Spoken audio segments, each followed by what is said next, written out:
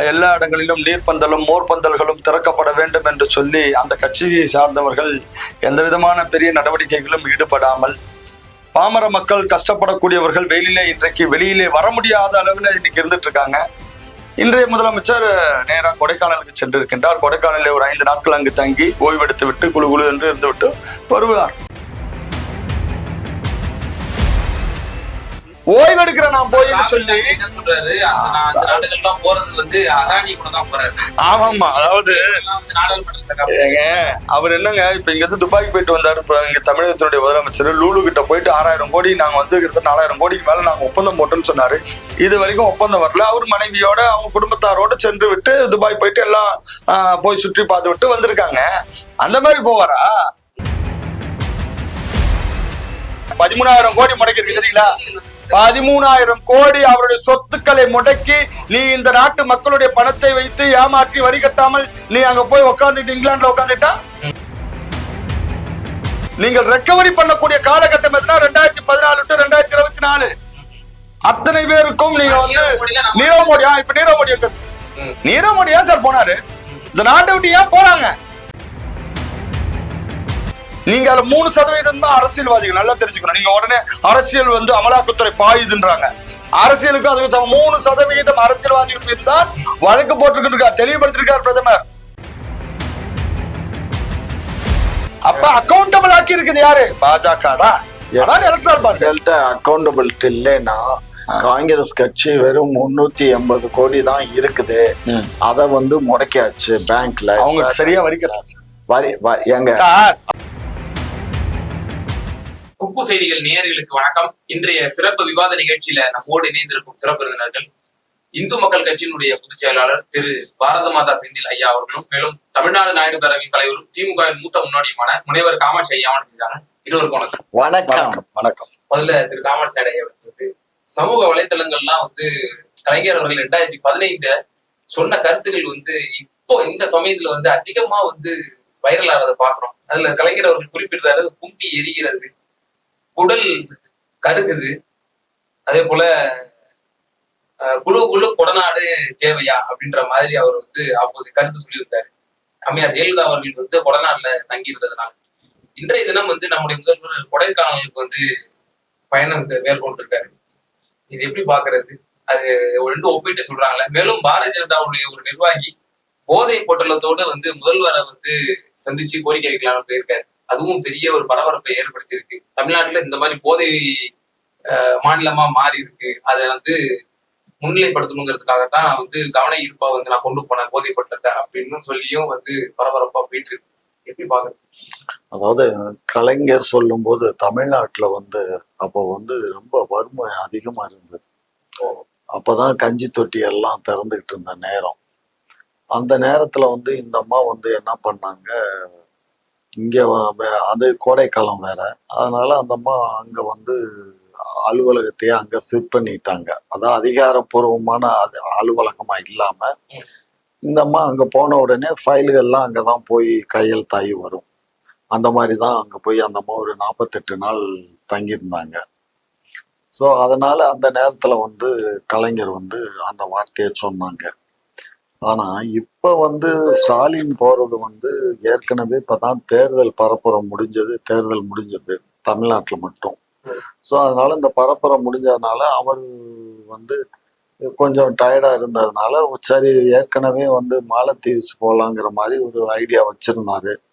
அதுக்கு இந்த ஊடகங்கள் எல்லாமே வந்து தவறான செய்திகளை எல்லாம் பரப்புரை பண்ணாங்க.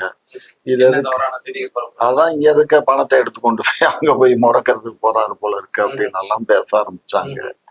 ஸோ இது எதுக்கு தேவையில்லாத ஒரு சர்ச்சையில நம்ம சிக்கணும் அப்படிங்கிறதுக்காக சார் நம்ம நாட்டுல இருக்க இதுக்கு கொடைக்கானலுக்கு போயிட்டு வருவோம் அப்படின்னு சொல்லிட்டு ஒரு 5 நாள் என்ன ஒரு அதாவது இங்க இருக்கலாம், ஒன்றும் இங்க இருந்தாலும் ஏசி ரூம்குள்ள இருக்க போறாரு, ஒன்றும் பிரச்சனை இல்லை.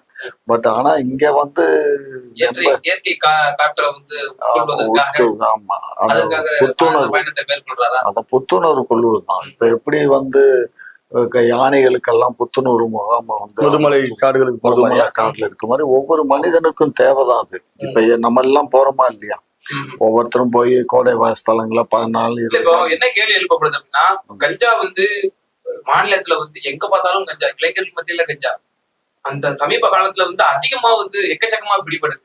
அதாவது பாரதிய ஜனதா நிர்வாகி வந்து கவன ஈர்ப்புக்கு வந்து கஞ்சா பொட்டலத்தை வச்சே நம்முடைய முதல்வர் வந்து சந்திக்கப்பட்டிருக்காரு. அதாவது கண்ண 10 ஆண்டு கால ஆட்சியில வந்து அதுல இல்ல நம்ம எல்லாமே இந்த 10 ஆண்டு ஆட்சி காலத்துல சட்டசபையிலே கொண்டு போனோம் தெரியுமா முக்காவை. அதைத்தான் சொல்ல வர்றேன். 10 ஆண்டு கால ஆட்சியில வந்து எங்க பார்த்தாலும் பான் பராக்கு, எங்க பார்த்தாலும் கஞ்சா, இது மாதிரி இப்ப நிறைய பரவி கிடந்தது.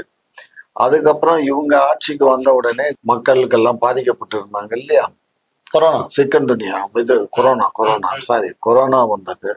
அந்த கொரோனா வந்ததுனால அப்பயே வந்து பிராந்தி ஷாப் எல்லாம் கூட மூடி வச்சாங்க. அதுக்கப்புறம் நம்ம ஆட்சிக்கு வந்த பின்னாடியும் அப்போ முதல்வர் அப்போது எதிர்கட்சி தலைவர் கொடிலாம் பிடிச்சாரு, இன்ன வரைக்கும் ஏன் மூடாம இருக்கீங்க அப்படின்னு சொல்லி. அதுதான் நம்ம ஆட்சிக்கு வந்த உடனே வந்து கொஞ்ச நாள்ல தொடக்கல. புரியாம பேசாத. கொரோனா வந்து ரெட்டிபிகேஷன் ஆகி சரியானதுக்கு அப்புறம் தான் திறந்தாங்க. அதுக்கப்புறம் திறந்த போது என்ன ஆயிடுச்சுன்னா, அப்ப அந்த நேரங்கள்ல வந்து கஞ்சா வந்து இங்க நம்ம தமிழ்நாட்டுல ரொம்ப புழக்கத்துல இருந்தது. அதை என்ன பண்ணாங்கன்னா, அந்த மேற்கு தொடர்ச்சி மலைகள்ல தான் வந்து நிறைய உற்பத்தி ஆயிட்டு இருந்தது. அதை ஸ்பெஷலா தான் அந்த 2O ஒரு சிஸ்டத்தை போட்டு அதை கம்ப்ளீட்டா வந்து இன்ச்சு பை இன்ச்சா சல்லடை போட்டு அலசி கம்ப்ளீட்டா. செய்தி ஊடகங்கள்லாம் வந்து உங்களுடைய முன்னாள் நிர்வாகி ஜாபர் சாதிக் வந்து மாணவர்களை குறி வச்சே வந்து அவரு டார்கெட் பண்ணி வித்திருக்காரு, ஒரு நாளிதழ்லயே வந்திருக்கு அந்த செய்தி. என்கிட்ட கேட்ட கேள்விக்கு பதில் சொல்றதுக்கு முன்னாடி அடுத்த கேள்விக்கு தாவுனேன்னா இது அரைங்குறையுமா நிக்குமா இல்லையா யோசிச்சு பாரு. எதுக்கு அப்படி துள்ற? நாங்க வந்து கொஞ்சம் பொறுமையா இருங்க. மேற்கு தொடர்ச்சி மலையில கம்ப்ளீட்டா ரெய்டு பண்ணி எல்லாத்தையும் அடிச்சு நொறுக்கி எல்லாத்தையும் தீ வச்சு கொளுத்தி எல்லாத்தையும் அழிச்சாச்சு. உற்பத்தியை இங்க தமிழ்நாட்டுல நாங்க மொத்தத்துல எடுத்துட்டோம். இப்ப என்ன ஆச்சுன்னா, குஜராத்ல இருந்து ஆந்திரால இருந்து மறுபடியும் நமக்கு இப்ப அங்க இருந்து இங்க கஞ்சா வருது. இது ரயில் மூலியமா வருது, டிரான்ஸ்போர்ட் மூலியமா வருது, சில இடங்கள்ல தலைச்சுமையா வருதுங்கிறதெல்லாம் கண்டறிஞ்சு இப்ப இதெல்லாம் இந்த 3 மாதமா வந்து ரொம்ப கடுமையான சட்டத்தை போட்டு பிடிக்க ஆரம்பிச்சுட்டாங்க. அதனாலதான் உங்களுக்கு எங்க பார்த்தாலும் 10 கிலோ 50 கிலோ 100 கிலோ பிடிபடுது. இது பிடிபட்டு இருக்க தவிர இன்னும் முழுமையா ஒழிக்கன்னா திருடன் பெருசா காப்பான் பெருசான்னா திருடன் தான் பெரிய ஆளு. அதனால ஏதாவது ஒரு ரூபத்துல கொண்டுட்டு வந்துட்டு இருக்கான். இப்ப அதை வந்து மேக்சிமம் இப்ப வந்து ஒரு 80% முடக்கியாச்சு. அதனால இனி வந்து கஞ்சாங்கிறது இருக்கிறதுக்கு சான்சஸ் இல்லை சார். பாக்குறோம் கொடைக்கானலுடைய பயணம், முதல்வரோட கொடைக்கானல் பயணம், இதை வந்து விமர்சனத்துக்குள்ளாக்குறதுங்கிறது சரியான அணுகுமுறையா?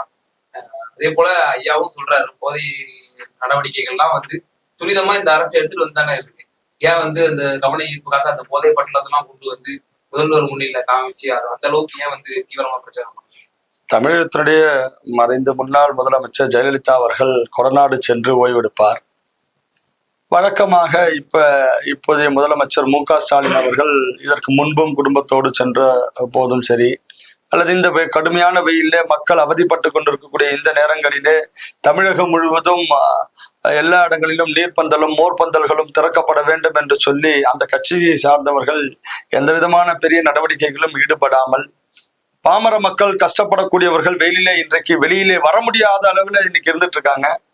இன்றைய முதலமைச்சர் நேராக கொடைக்கானலுக்கு சென்றிருக்கின்றார். கொடைக்கானலில் ஒரு 5 நாட்கள் அங்கு தங்கி ஓய்வெடுத்து விட்டு குழு என்று இருந்து விட்டு வருவார். அவர் போறதை பத்தி தப்பு சொல்லல.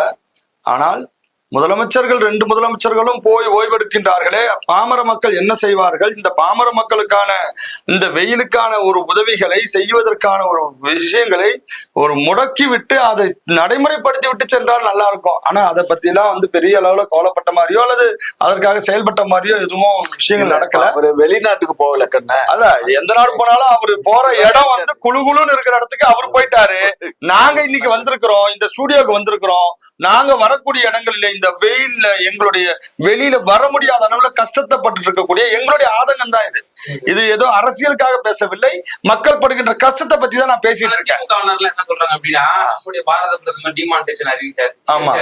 ஆமா, அறிவிச்சுட்டு இங்கே இருந்தாரு, உடனே வெளிநாட்டுக்கு போயிட்டாரு, அமெரிக்காவுக்கு போயிட்டாரு, சுவிட்சர்லாந்துக்கு போயிட்டாரு. ஆமா, அது போலதான். அதாவது பாரத பிரதமர் நரேந்திர மோடி அவர்கள் 10 ஆண்டு காலம் பாரத பிரதமராக இருக்கின்ற காலகட்டத்திலே ஒரு நாள் கூட நான் போய் ஓய்வெடுக்கின்றேன் என்று சொல்லி, நான் ஒரு 10 நாட்கள் ஓய்வுக்கு செல்கிறேன் அல்லது நான் இந்த நாட்டிற்கு ஒவ்வொரு நாட்டுக்கும் செல்வது என்பது அந்த நாட்டுடன் ஒப்பந்தங்கள் போடுவது, அந்த நாட்டோடு டிப்ளமேட்டிக்கா இங்க இந்த நாட்டுக்கு இந்தியாவுக்கு அடுத்த கட்ட வளர்ச்சி என்ன என்பது குறித்து அங்கு செல்வதற்காக தான் சென்றிருக்கிறாரே தவிர, இது வரைக்கும் இன்னைக்கு இப்ப போயிருக்காரு கொடைக்கானல் 5 நாள் நான் ஓய்வு எடுக்க போறேன்னு சொல்லிருக்காரு. நீங்க 10 வருஷத்துல ஒரு நாள் சொல்லுங்க, உங்களுக்கு நினைவு இருந்தா சொல்லுங்க. ஆன்மீக பயணம் ஒரு நாள் ஓய்வு எடுக்கிறது நீங்க நல்லா தெரிஞ்சுக்கணும். ஆன்மீகம் என்பது ஒவ்வொருவரும் செல்லக்கூடிய இடங்கள் என்பது, அந்த நம்பிக்கை என்பது அது வேறு.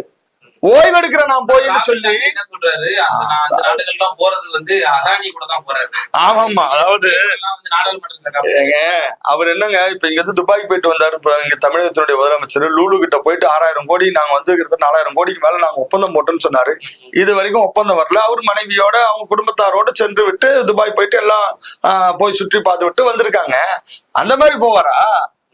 நரேந்திர மோடி அவர்கள் இந்த நாட்டினுடைய தொழிலதிபர்களை மேலும் தொழில் தொடங்குவதற்கான முனைப்புகளோடு தான் போறார். ஏன் அதானி இருக்கிறத இவ்வளவு சொல்றாரு. காங்கிரஸ் ஆண்ட போது அம்பானிக்கு இவர்கள் எந்த விதமான தொழில் முன்னேற்றத்திற்கும் தொழில் செய்வதற்கும் இவர்கள் எந்தவித வாய்ப்பும் கொடுக்கலையா? அம்பானி எப்ப உருவானாரு? எப்ப அம்பானிக்கான அத்தனை முதலீடுகளும் கொடுத்தார்கள்? யார் கொடுத்தா? காங்கிரஸ் கொடுக்கலையா? 10 ஆண்டு காலம் 2004 இருந்து 2014 வரைக்கும் அம்பானி என்ன வெளியூருக்கு அனுப்பிச்சிட்டாங்களா? ஒவ்வொரு காலகட்டத்திலும் ஒவ்வொரு தொழிலதிபர்களுக்கான முக்கியத்துவம் கொடுப்பது என்பது சாதாரண விஷயம். தள்ளுபடின்றாங்க. ரைட் ஆஃப் 6 லட்சம் கோடி இளைஞர்களுக்கு கொடுக்க போறேன்றாருல ராகுல் காந்தி. காங்கிரஸ் மிகப்பெரிய அளவில் நக்சலைட்டுகள் எப்படி பேசுவார்களோ, மக்கள் மத்தியிலே எப்படி ஒரு கொந்தளிப்பை ஏற்படுத்தி ஒரு மக்கள் மத்தியிலே ஒரு ஏமாற்றி மக்களை ஒரு பயங்கரவாதிகளாக மாற்றக்கூடிய வேலையை நக்சலைட்டுகள் செய்வாங்க. பார்த்தீங்களா? அவங்க என்ன பயன்படுத்துவாங்கன்னா, பணக்காரர்கள் இருக்கக்கூடிய சொத்துக்களை பிடுங்கி நான் உங்களுக்கு கொடுக்க போறேன்னு கேட்கறதுக்கு நல்லா இருக்கும். ஆனால் நடைமுறையில உழைத்து சாப்பிடணும், உங்களுக்கான முன்னேற்றத்திற்கு நாங்கள் சப்போர்ட் பண்றோம். ஆமா சார், சார் வரி வரி விதிப்பு என்பது நமக்கு 2020 பட்ஜெட் போடும்போது மேடம் நிர்மலா சீதாராமன் அவர்கள் குறிப்பிடுறாங்க 18 இருந்து 16 நினைக்கிறேன், கிட்டத்தட்ட 4% குறையுது. அந்த அவ்வளவு அப்போ மேடமே அறிவிக்கிறாங்க 1 லட்சம் கோடி இதனால அரசுக்கு இழப்பீடு வரும்னு சொல்லி அறிவிக்கிறாங்க. சோ தனிநபர் முதலாளிக்கு அது சென்றடைவதை விட சாமானியனுக்கு அந்த பணம் சென்றடைல என்ன இருக்கு நல்லா தெரிந்து கொள்ள வேண்டும். நீங்க ஒரு தொழிலதிபர்களாக இருக்கட்டும் அல்லது ஒரு தொழில் முனைவோர்களாக இருக்கட்டும், அவர்கள் தொழில் செய்வது என்பது இந்த நாட்டினுடைய வேலை வாய்ப்புகளையும் இந்த நாட்டினுடைய முன்னேற்றத்திற்காகவும் செய்யக்கூடியவர்கள் தான். எந்த இடத்திலும் இதுவரைக்கும் யாருக்கும் நீங்க 1 லட்சம் கோடி இன்னைக்கு கஜானாவுக்கு வந்திருக்க அமலாக்கத்துறையின் மூலமாக யாரெல்லாம் நம்ம அரசாங்கத்தை ஏமாற்றினார்களோ அவர்களிடமிருந்து எத்தனை 1 லட்சம் கோடி கொண்டு வந்திருக்குது. இன்னைக்கு நீங்க யாரெல்லாம் இப்ப நீங்க வெளிநாடுகள்ல போய் இன்னைக்கு இருக்கக்கூடிய விஜய் மல்லையா போயிருக்காரு. இன்னைக்கு வரைக்கும் அவர் இந்த நாட்டுக்குள்ள வர முடியல. அவருக்கு எல்லா விதமான ரேஷன் கார்டுலாம் தடை செஞ்சோம். அப்படியா? யார் சொன்னாங்க? 13,000 கோடி முடக்கி இருக்கு தெரியுங்களா? 13,000 கோடி அவருடைய சொத்துக்களை முடக்கி நீ இந்த நாட்டு மக்களுடைய பணத்தை வைத்து ஏமாற்றி வரி கட்டாமல் நீ அங்க போய் உட்காந்துட்டு இங்கிலாந்துல உட்காந்துட்டா யாருடைய காலகட்டத்துல அவர் வாங்கினாரு காசு?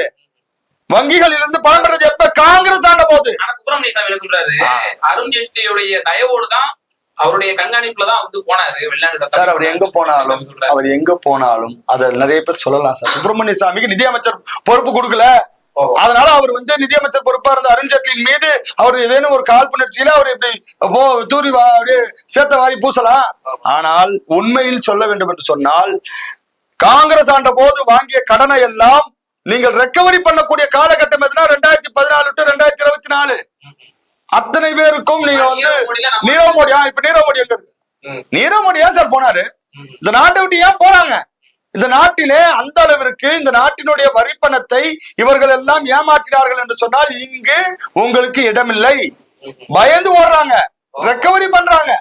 நீங்க காங்கிரஸ், நான் கேட்கிறேன் சார், காங்கிரஸ் ஆண்ட போது இதை நிறைவு மோடிக்கு எதுவும் செய்யலையா? இது விஜய் மல்லையாவுக்கு எதுவும் செய்யலையா? அப்ப அவங்க வந்து வங்கிகள் மூலமாக கடன் தரவில்லையா? பல ஆயிரம் கோடி கடன் தரலையா? ஆனா அதெல்லாம் மீட்கல, காங்கிரஸ் மீட்கல. எத்தனை கோடி மீட்டுக்குன்னு நினைக்கிறீங்க? எங்களுக்கு புள்ளிவிவரங்கள் சொல்லுங்க. 2004 இருந்து 2014 வரைக்கும் இந்த மாதிரியான முதலீடுகள் இடம்பெறுது. மீட்கப்பட்ட தொகை சொல்ல முடியுமா? 1 லட்சம் கோடிக்கு மேல அமலாக்கத்துறையின் மூலமா பிடிச்சு மூட்டிருக்கோம் சார். 3000க்கும் மேற்பட்ட வழக்குகளை போட்டிருக்கோம். நீங்க அதுல 3% தான் அரசியல்வாதிகள், நல்லா தெரிஞ்சுக்கணும். நீங்க உடனே அரசியல் வந்து அமலாக்கத்துறை பாயுதுன்றாங்க. அரசியலுக்கு அதுக்கு 3% அரசியல்வாதிகள் மீதுதான் வழக்கு போட்டிருக்கார், தெளிவுபடுத்திருக்கார் பிரதமர். குறிப்பா அந்த அமலாக்கத்துறை எல்லாம் வந்து குறிப்பிட்ட சில நிறுவனங்கள்லாம் போய் எலக்ட்ரல் பாண்ட்ஸ்க்கு தான் வந்து அவங்களுக்கு பிரயோஜனம் சார். அதாவது எலக்ட்ரல் பாண்ட் நீங்க சொல்றீங்கல்ல, நான் கேட்கிறேன், இதற்கு முன்பு தேர்தல் நடந்த போது இங்க ஆளுகின்ற காங்கிரஸ் எத்தனை ஆயிரம் கோடி வாங்கி இருக்குன்னு சொல்லி கணக்கு இருக்கா சார்? எலக்ட்ரல் பாண்ட் வரத்துக்கு முன்னாடி தேர்தலுக்காக வாங்கிய நிதி கணக்குல வந்திருக்கான்னு கேட்கிறேன். ஆனால் பாரதிய ஜனதா கட்சி எலக்ட்ரல் பாண்ட் கொண்டு வந்ததுக்கு அப்புறம் இப்ப நீதிமன்றத்துல சொல்லி அதுக்கப்புறம் இதை வெளியிடுறாங்கல்ல. இப்ப என்கிட்ட ரெக்கார்டு இருக்கு சார். இத்தனை ஆயிரம் கோடி எலக்ட்ரல் பாண்டு தேர்தலுக்காக பிஜேபி வாங்கியிருக்கு. ஒரு மாநிலத்தில் இருக்கக்கூடிய திமுக 600 கோடி வாங்கிருக்கு சார். ஒரே ஒருத்தர் மார்டின் மட்டுமே என்ன கொடுத்திருக்காரு? 500 கோடி கிட்ட கொடுத்திருக்காரு சார். அவங்க என்ன சொல்றாங்க? இடி, சிபிஐ அதெல்லாம் கிடையாது. ஆமா சார். அப்ப இவங்களுக்கு ஏன் சார் வந்தது? நான் என்ன கேக்குறேன், மார்டின் வந்து திமுக வளரணும், திமுக கொள்கை பிடிச்சி 500 கோடி கொடுத்துட்டாருங்களா சார்? அதாவது ஒரே ஒரு விஷயம் தான், எலக்ட்ரல் பாண்ட் வந்ததுனாலதான் எவ்வளவு தேர்தல் நிதி வந்திருக்குங்கிற கணக்கு வந்திருக்கு. இதை கொண்டு வந்தது பாஜக. தவறு. நீதிமன்றத்தினுடைய உத்தரவுக்கு பின்னாடிதான் தேர்தல் பாண்டு யார் யார் கொடுத்தாங்க, எவ்வளவு பணம் வந்துச்சுங்கிறது வந்துச்சு. பிஜேபி வந்து சொல்லல. சரிங்கய்யா, இப்ப நான் கேக்குறேன், 2004 தேர்தல் நடந்துச்சு. 2004 காங்கிரஸ் கட்சிக்கு எவ்வளவு நிதி வந்திருக்குன்னு சொல்லி கணக்கு வழக்குகள் இருக்குதா? நான் கேக்குறேன், பிஜேபிக்கு எவ்வளவு எலக்ட்ரல் பாண்ட் வந்திருக்குன்னு சொல்லி நீதிமன்றம் சொன்னதுனாலதான் பிஜேபி வெளியிட்டுச்சுன்னு சொல்றீங்களே. ஆனால் எந்தவித கணக்கு வழக்குகளுமே இல்லாமல் இத்தனை ஆண்டு காலம் தேர்தல் நிதியை ஒவ்வொரு கட்சியும் வாங்கியிருக்கு, ஒவ்வொரு நிறுவனத்துக்கிட்ட இருந்து வாங்கியிருக்கு. அதுக்கான கணக்கு வழக்கு இல்ல. அப்ப அக்கௌண்டபிள் ஆக்கி இருக்குது யாரு? பாஜக தான். அக்கௌண்டபிலிட்டி இல்லைன்னா காங்கிரஸ் கட்சி வெறும் 380 கோடி தான் இருக்குது. அத வந்து முடக்கியாச்சு பேங்க்ல. அவங்க சரியா வரி கட்டலாம். எங்க இன்கம் டாக்ஸ்ல வரி கட்டலனா அவங்களுடைய வங்கி கணக்க முடக்குறாங்க. நீங்க வரி கட்டுறதை தப்பு பண்ணிட்டு பிஜேபி மேல பயப்பட என்ன சார் சம்பந்தம்? கொஞ்சம் கேளுங்க செந்தில், சொல்லுங்க, பேசாதீங்க. சொல்லுங்க. வெறும் 380 கோடி ரூபா தான் அவங்க பணமே இருக்குது, வரவு வந்திருக்கு. ஆனா ஃபைன் போட்டது வந்து 1800 கோடி ஒரு ஃபர்ஸ்ட் டேர்ம் போட்டிருக்காங்க. அடுத்த டேர்ம்ல வந்து 1400 500 கோடியோ மொத்தம் வந்து 3000 சொச்சம் சிபிஎம்க்கு போட்டிருக்காங்க. இது வந்து எங்கேயுமே வந்து வருமானம் எவ்வளவு வந்திருக்கு, அந்த வருமானத்துக்கு எவ்வளவு வரிங்கிறதா நாடறிஞ்ச உண்மை. ஆக்சுவலி வரி இல்ல, பெனால்டி போட்டு. பெனால்டி எந்த அளவு இருக்குல்ல தங்கம்? நான் இன்கம் டாக்ஸ் வரியே கட்டலங்கிறதா என்னுடைய கேள்வி. இல்ல நான் வரி கட்டலைன்னு சொல்ல முடியாதுங்க. அதாவது ரிட்டர்ன் அவங்க சப்மிட் பண்றாங்க, அதுக்கு வந்து இன்கம் டாக்ஸ் வந்து இவ்வளவு வரி கட்டுங்கன்னு சொன்னது பின்னாடிதான் கட்டுவாங்க. இப்ப எல்லாம் வந்து என்ன ஆயிடுச்சுன்னா அட்வான்ஸா டாக்ஸ பே பண்ணியே ரிட்டர்ன் கொடுக்கலாங்கிற ஒரு நடைமுறை வந்துருச்சு. அதுல வந்து அதை செய்யலைங்கிறதுக்காக அது தப்போ ரைட்டுங்கிறது வேறங்க. ஐயா, ஒன்னே ஒண்ணுதான், இவ்வளவு சீமான் அவர்களும் இதைதான் பண்ணாரு. என்ன பண்ணாரு? தேர்தல் ஆணையத்துல வந்து எங்களுடைய சின்னத்தை முடக்கிட்டாங்க அல்லது எங்களுடைய சின்னத்தை கொடுக்க மாட்டேன்றாங்கன்னு சொல்லி சொன்னாரு. இவர் சரியான நேரத்துல போய் தேர்தல் ஆணையத்தை அணுகல. அவர் செய்த தப்புக்கு பிஜேபி மேல பழிய போறார். தேர்தல் ஆணையம் வேண்டும் என்று இவருடைய சின்னத்தை வந்து முடக்கிறதுனால பிஜேபி அதாவது எதிர்கட்சிகள் என்று சொன்னால் குற்றச்சாட்டு வைக்கிறது தான் அவங்களுடைய வேலை. ஆனா ஒரு வழிகாட்டுதல் சொல்லுது. சரிங்க, தேர்தல் ஆணைய நியமனம் வந்து தலைமை நீதிபதியும் எதிர்கட்சி தலைவரும் பிரதமரும் தான். ஆனா நம்ம பாரதிய ஜனதா வந்து அது அமைச்சருங்கிற சரத்தை வந்து உள்ள சேர்க்கிறாங்க. பிரதம மந்திரி இருக்கணும், அமைச்சர் இருக்கணும், எதிர்கட்சி தலைவர் இருக்கணும். இப்ப நான் கேக்குறேன், இதற்கு முன்பு தேர்தல் ஆணையத்தை நியமனம் பண்றாங்கல்ல, அதுல ஏதேனும் ஒரு நீதிமன்ற நீதிபதி தலைமை நீதிபதியினுடைய தலைமையில் தான் இதுவரைக்கும் இருந்துச்சா? நான் கேட்கிறேன் சார். காங்கிரஸ் கட்சி இருந்ததுல இத்தனை ஆண்டு காலம் ஆட்சியில் இருந்துச்சு. காங்கிரஸ் கட்சி ஆட்சியில் இருந்த போது தேர்தல் ஆணையருடைய நியமனத்திலே, தலைமை தேர்தல் ஆணைய நியமனத்திலே தலைமை நீதிபதி இருந்ததாக நீங்க சொல்லுங்க, வரலாறு சொல்லுங்க. இல்ல எந்த நீங்க வந்து இன்னொன்னு சொல்றேன், அது நீங்க கேட்ட கேள்விக்காக சொல்றேன். தலைமை நீதிபதியினுடைய நியமனம் என்பது வந்து தற்காலிகமாக அங்கு நியமிக்க வேண்டும் என்பதுதான் அவங்க சொன்னாங்க. பிறகு அந்த பிரதம மந்திரி உட்காந்து எதிர்கட்சி தலைவர் இருக்காரு சார், காங்கிரஸ் கட்சியினுடைய பிரதிநிதி இருக்காரு சார், அவர்கள் எல்லாம் சேர்ந்து தேர்தல் ஆணையத்தை முடிவு பண்ணலாம் சார். 3 ஓட்டுல 2 ஓட்டு செல்லுமா, 1 ஓட்டு செல்லுமா? என்ன இல்ல நீங்க இப்படி பேசுறீங்க? இல்ல நான் என்ன கேட்கறேன்னா, பேசாதீங்க. ஆளுங்கட்சினா நீங்க மக்கள் கிட்ட போய் உங்களுடைய கருத்துக்களை சொல்லி காங்கிரஸ் ஆண்டு போது நீங்க உங்களுடைய பிரதம மந்திரியும் அன்னைக்கும் இதே எதிர்கட்சி தலைவரும் இதே அமைச்சரவையில் இருக்கக்கூடியவர்கள் சேர்த்துதான் முடிவு பண்ணீங்க. பிஜேபி பண்ணா அது வந்து தப்பு, காங்கிரஸ் பண்ணா அது சரியா? இல்ல கொஞ்சம் இருங்க, நான் என்ன கேக்குறேன் சொல்லுங்க. காங்கிரஸ் கட்சி இத்தனை ஆண்டு காலமா இருந்துச்சு. சரி, ஒரு தேர்தல் அதிகாரி இருந்தாரு சேஷன். அதுக்கப்புறம் அதுல அடிஷனலா 2 போட்டு 3 ஆக்குனாங்க. அந்த காலகட்டங்கள்ல நம்ம வாஜ்பாய் வந்து பிரதமரா இருந்தாங்க. அவர் காலகட்டத்திலயும் சரி, அதுக்கப்புறம் வந்த காங்கிரஸ் 10 ஆண்டு காலம் மன்மோகன் சிங் ஆட்சி காலத்திலயும் சரி, எப்பயாவது தேர்தல் கமிஷன் மீது கம்ப்ளைண்ட் வந்திருக்கா? ஏன் சொல்லுங்க.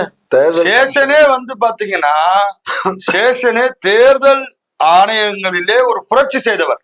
ஆமா, அதற்கு முன்பு வரை தேர்தல் ஆணையத்திற்கான பவர் தேர்தல் ஆணையத்துக்கே தெரியாம இருந்த காலகட்டங்களிலே தேர்தல் ஆணையத்தினுடைய பவரை இந்த மக்களுக்கும் இந்த அதிகாரிகளுக்கும் அரசாங்கத்துக்கும் கொண்டு வந்தவர் சேஷன். எனவே ஒவ்வொரு காலங்களிலே ஒவ்வொரு நடைமுறை இருக்கிறது, ஒவ்வொரு காலங்களில அதுல முன்னேற்றம் இருந்திருக்கு. இப்ப ஒன்னும் இதுல வந்து ரொம்ப தெளிவு. தேர்தல் ஆணையத்தினுடைய நியமனமாக இருக்கட்டும், ராஜு அவர்கள் நியமனமாக இருக்கட்டும், அதை தொடர்ந்து நடக்கக்கூடிய தேர்தல் நடைமுறைகளா இருக்கட்டும், ரொம்ப தெளிவாக ஓப்பனா நடந்துட்டு இருக்கு. எந்த பிரச்சனையும் இல்லை. எதிர்கட்சிகள் எப்பவும் போல அவங்க குறை சொல்லிட்டே இருக்க வேண்டியதுதான். செந்தில் அவர்கள், இப்போ தமிழகம் வந்து போதை மாநிலமா ஆயிடுச்சு, போதை தலைநகரமா ஆயிடுச்சுன்னு சொல்லி குற்றச்சாட்டு வைக்கிறாங்க. ஆனா நேற்றைய தினம் வந்து ராஜஸ்தான், குஜராத்ல எல்லாம் வந்து போதைப் பொருள் உற்பத்தி ஆலையிலேயே வந்து கிட்டத்தட்ட 300 கோடிகள் மதிப்பிலான அந்த போதைப் பொருட்களை வந்து பறிமுதல் செஞ்சதா செய்திகளை பாக்குறோம். மேலும் வந்து வெளிநாடுகள்ல இருந்து குஜராத்துக்கு வந்து பாகிஸ்தான்ல இருந்து கிட்டத்தட்ட 600 கோடிகள் மதிப்பிலான போதைப் பொருட்கள் வந்து செய்திகள்லாம் வந்த ஒன்றமா இருக்கு. பிஜேபி மாறக்கூடிய மாநிலங்கள்ல தான் அந்த மாதிரியான நிலைமை இருக்குன்னு சொல்லி குற்றச்சாட்டுக்கிறாங்க. அதாவது சார், கஞ்சாவுக்கு வந்து ஏதோ பிஜேபி வந்து ஆளுகின்ற மாநிலத்துல இருக்குது, அதனால திராவிட முன்னேற்ற கழகத்தினுடைய ஆட்சி இருக்கக்கூடிய தமிழ்நாட்டுல இருக்கலாம் அப்படின்னு யாரும் பேச போறது இல்லை. சார், துப்பாக்கி வெளி மாநிலங்கள்ல இருந்து வரும். அப்ப இந்த மாநிலங்கள்ல துப்பாக்கி இருந்தாக்க வெளி மாநிலங்கள்ல வெளிநாடுகள்ல துப்பாக்கி கிடைக்குது, இந்த தமிழ்நாட்டுல துப்பாக்கி இருக்கக்கூடாதா அப்படின்னு கேட்பீங்களா? துப்பாக்கி கலாச்சாரத்தை ஒழிக்கணுங்கிறதானே தமிழ்நாட்டினுடைய அந்த காவல்துறையினுடைய பாதுகாப்பு. கஞ்சா எந்த நாட்டிலிருந்து வரட்டும், எந்த மாநிலத்திலிருந்து வரட்டும், தமிழகத்தில் இருக்கக்கூடிய உளவுத்துறை, தமிழகத்தில் இருக்கக்கூடிய காவல்துறை, தமிழகத்தில் இருக்கக்கூடிய லோக்கல் டிசி உட்பட்டு, ஏசிக்கு உட்பட்டு லோக்கல் இன்ஸ்பெக்டருக்கு தெரியாம சார் கஞ்சா வைக்கிறான். சும்மா எல்லாமே ராஜஸ்தான்ல இருக்கு, குஜராத்ல இருக்குது, எங்க இருந்து வேணா வரட்டும் சார். இங்க இந்த பகுதி சென்னைக்கு வருதுன்னா சென்னையில இருக்கக்கூடிய கமிஷனர், சென்னையில இருக்கக்கூடிய உளவுத்துறை அதிகாரிகள், இவர்களுக்கு தெரியாம கஞ்சா ஒருத்த விற்க முடியுமா சார்? நான் கேக்குறேன், ஓப்பனா சொல்றேன் சார். இது வந்து ஏதோ அரசியலுக்காக பேசுறேன்.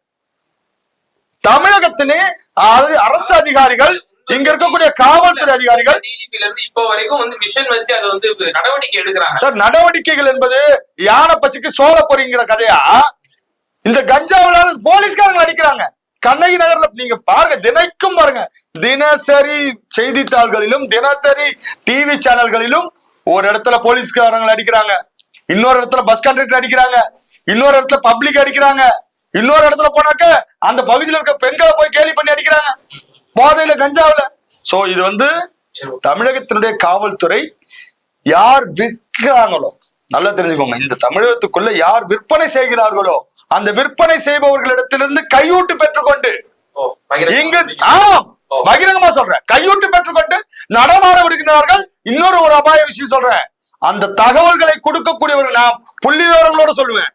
யாரெல்லாம் கஞ்சா இங்கு விற்கின்றார்கள் என்ற தகவல்களை கொடுத்தார்களோ காவல்துறைக்கு, மற்றவர்களுக்கு, அவர்கள் எல்லாம் வெட்டு வாங்கியிருக்காங்க. பலர் செத்து போயிருக்காங்க, பலர் இன்னைக்கும் வெட்டு வாங்கிட்டு வாயை மூடிட்டு அமைதியா இருக்காங்க. திரு காமாட்சியா குறிப்பிடுறாரு, அதிக ஆளும் வர்க்கத்துக்கு தெரியாமலாம் வந்து இந்த கஞ்சா புழக்கம் இருக்காது அப்படின்ற ஒரு விஷயம் சொல்றாரு.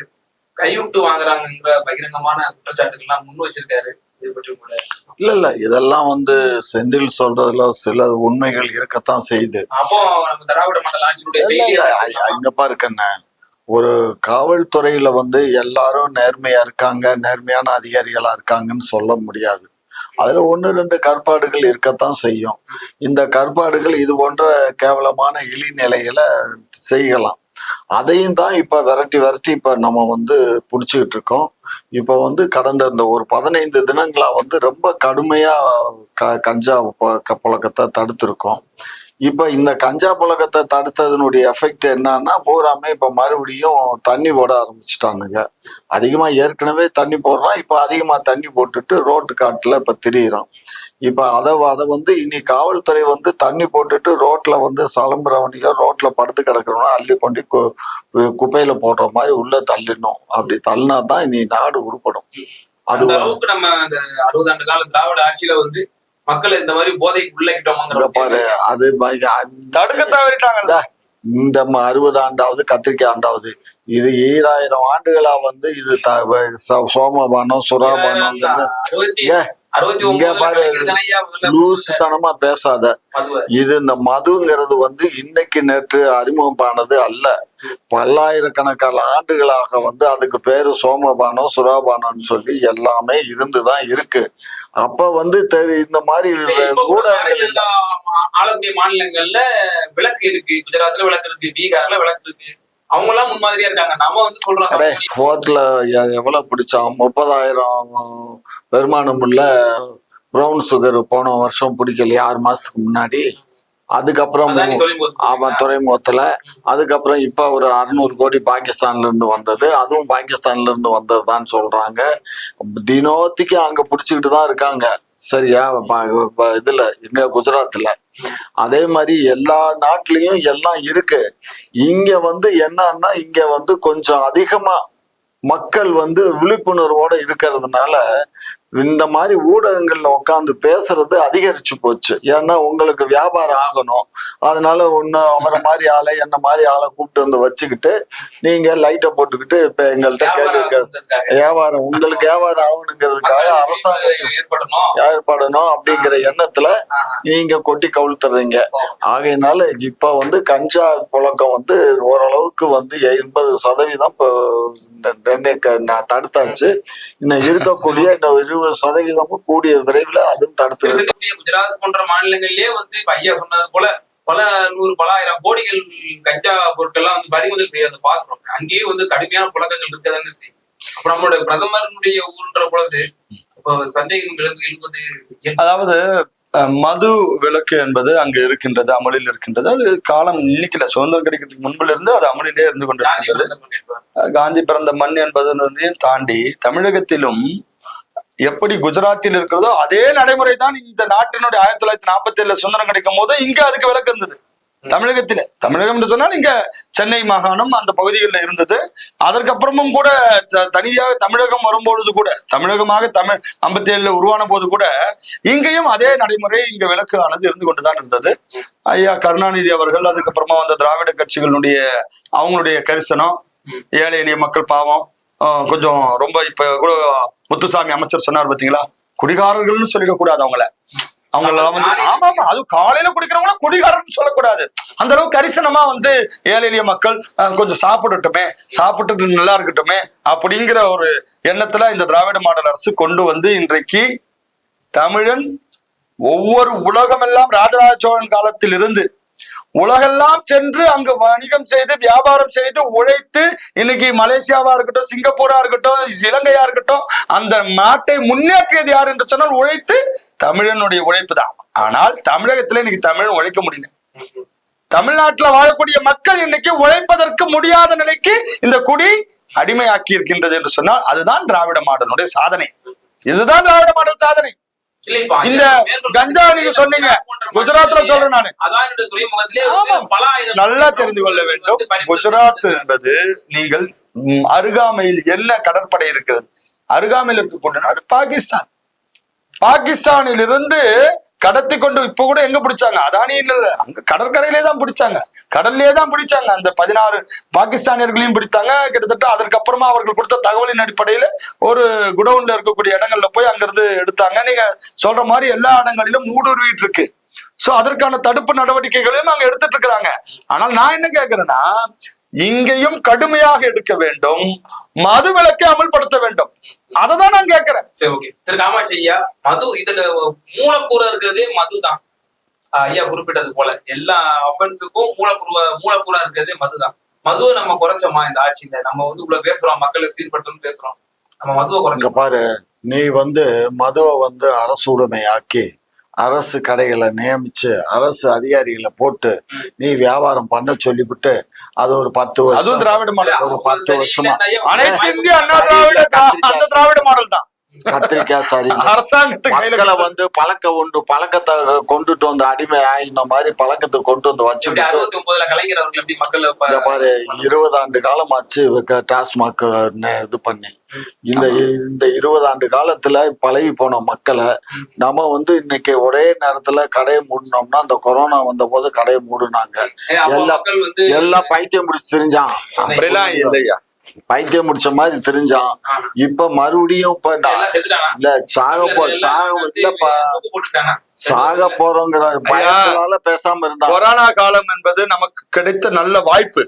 அன்றைக்கு மதுக்கடையில திறந்து இருக்க வேணாம், மூடி இருக்கணும். அந்த வாய்ப்பை பயன்படுத்தி நம்ம வந்து கண்டினியூ பண்ணிருக்கலாமே. எவ்வளவு எதிர்கட்சிகள் வந்து சொன்னாங்களே இந்த மூடுறது வந்து ஒழுங்கா அமல்படுத்தினீங்க தமிழ்நாட்டுல எல்லா எதிர்கட்சிகளும். 15,000 பேர். சரி ஐயா, இப்ப நான் கேக்குறேன், பீகார்காரங்க எல்லாம் முட்டாள்கள், பீகாரிகள் எல்லாம் பெரிய அறிவாளிகள் இல்லைன்னு இங்க நிறைய திமுக காரன் பேசுறீங்க. அந்த முட்டாள்களுடைய மாநிலங்கள்ல கூட குடியை நிறுத்தினாக்க அங்க இருக்க சாவல. அறிவாளி தமிழன் அல்லது அறிவாளி தமிழ்நாட்டுல இருக்கிறவன், அறிவாளி திராவிடத்தை சார்ந்தவன். அப்ப அந்த அறிவாளிகள் எல்லாம் தமிழ்நாட்டுல குடியை நிறுத்தினா, மது நிறுத்தினா என்ன ஆயிடுவான்? அவன் ஒண்ணும் இப்ப அந்த கடையில வேலை பாக்குறான்ல, அவங்களுக்கு மாற்று இடம் கொடுத்துக்கலாம். எங்க வச்சு மிஞ்சி போனா ஒரு 5,000 பேருக்காக இத்தனை கோடி பேரு தமிழ்நாட்டுல இருக்கக்கூடிய இத்தனை கோடி பேரு குடிக்கக்கூடியவர்களை நீங்க காப்பாத்துங்கன்னா 5,000 பேர் வேலை வாய்ப்பு. 5,000 பேர் இல்லப்பா, 15,000 பேர். 15,000 பேர் இருக்கட்டும் ஐயா, வேலை வாய்ப்புகள் அரசு கொடுக்கலாமே. ஏற்கனவே ஒரு 500 பேரை புட்டா பண்றதுக்கே போதும் போச்சு. எங்க இருக்குது சும்மா? இல்ல, நம்ம எதிர்கட்சி அதிகமா அப்படிலாம் சொல்லுங்க. நான் ஆட்சிக்கு வந்தால் திமுகவோட குடும்பத்தில் விதவைகள் நிறைந்து அதிகமாக இருக்கின்ற மாநிலம் தமிழகம். கனிமொழி அக்கா பொங்குறாங்களே, இப்ப எங்க போனாங்க? பெண்கள் மீது எல்லாம் கரிசனம் காட்டி நமது அரசு இப்ப ஆளுங்கட்சி வரும்போது அதெல்லாம் வந்து கண்டுக்காம இல்ல. கண்டுக்காம இருந்தா 500 கடையை நாங்க எப்படி மூடுவோம்? போடாத கடை, மறுபடியும் இருக்க கடை இப்பயும் லிஸ்ட் எடுத்துக்கிட்டு இருக்கோம். சும்மா இரு. நீதிமன்றத்தில் யார் வழக்கு போட்டு யாரும் வழக்கு போட்டாக்கா பாலு அவர்கள் இங்க பாலு அவர்கள் போட்டாரு. வழக்கு போட்டதுனால நீதிமன்றம் உடனே கடையை மூடுன்னு சொல்ல. ஏன் நீதிமன்றம் மது கடையை ஒழிச்சிடணும், மது கடையை மூடணும்னு சொல்லி உத்தரவு போட வேண்டியதானே? அதெல்லாம் மாநில உரிமை கொள்கை முடிவு. நீதிமன்றம் ஒண்ணும் பண்ண முடியாது. நீதிமன்றம் ஒண்ணு சொல்லுச்சு, NH ரோட்ல இருக்க கடையில பூரா க்ளோஸ் பண்ணணும். அதுக்கும் நீதிமன்றத்துக்கு போனது பாலுதான், பாமக தான் போச்சு, திமுக போல, அதிமுக போல. அது சொன்ன உடனே எடப்பாடி என்ன பண்ணாரு, இந்த பக்கம் இருக்க வாசல திருப்பிட்டாரு, பின்னாடி பக்கம் திருப்பி போட்டாரு. சோ அதனால 2.0 வேற எதுவும் இல்ல. தயவு செஞ்சு வேற ஏதாவது போ. உங்களோட இருவரோட கருத்தை வந்து நன்றி.